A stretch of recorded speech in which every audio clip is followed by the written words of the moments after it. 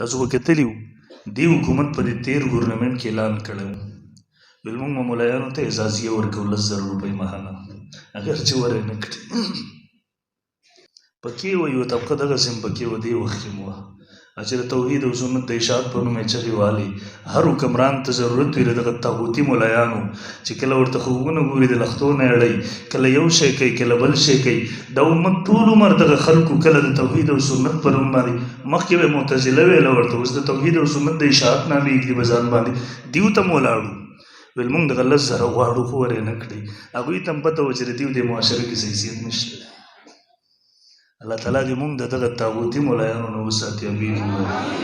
اهل حق علماء ملګري دي الله موږ جوړ کړي دارالعلوم بنیاد چې کېښودی کېدو دیوبند مولانا قاسم نانوتي څه فرمایلي وو ویل موږ به دا مدرسې دا مساجد دا به موږ د سرکار د تعاون نه آزاد ساتو موږ به فقر و باقي مشکلات تېرو لیکن د رب دین به آزاد ساتو دا به حکمرانانو ته به پیسو نه ورکړو نو موږ ملایانو ته پته وه چې دا زموږ د ژبې او د ضمیر د ازادۍ سبب دې وجې نه زموږ علماو رد کړي وو دا خو 10,000 وي زما ایمان دی قسم دی زموږ یو عالم دیوبندی دا لوږې تندې به برداشت کړي و انشاءالله د خپل دین ازادي به چاته به 10 لکه هم ورنکړي دا خو 10,000 وي که دا 10 لکه وي زموږ د ملایانو به ورته به دا مخ ورویشتلی انشاءالله واسې تاسو کتلي وو دی ویل ملایانو دپاره 10,000 روپۍ ماهانه ویجړاګانو دپاره 20,000 سوچ هم کړی وو مړه په کومه معاشره کې چې د یو عالم قدر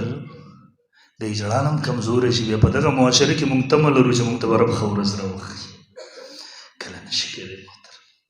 هغه پرېږدوئ تاسو خپله سوچ وکړئ خپل مولوي صاحب د خپل قاري صاحب ستاسو بچو ته چې قرآن ورښودی 5,000 8,000 10,000 تنخواګانې دي نن سبا چې په 2 لکه د چا ماهانه ګزاره نه کېږي مونږ خلکو به سوچ دا وي